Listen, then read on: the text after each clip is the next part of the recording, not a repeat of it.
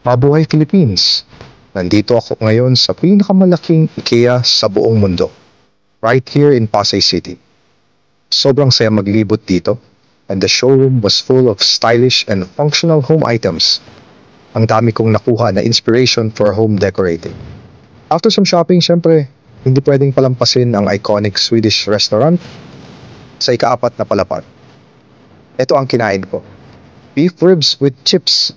Grabe, sobrang tender ng beef. Plus, ang crispy ng chips. Swedish meatballs with mashed potatoes and green peas. Hindi pwedeng hindi tikman ang classic na IKEA dish. Comfort food talaga siya, creamy at flavorful. Carrot cake, soft, moist, at hindi masyadong matamis. Perfect pang dessert.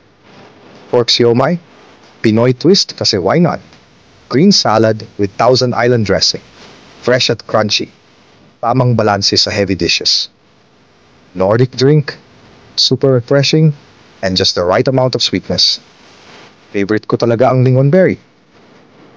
After that meal, busog na busog. IKEA at MOA is more than just shopping. It's an experience.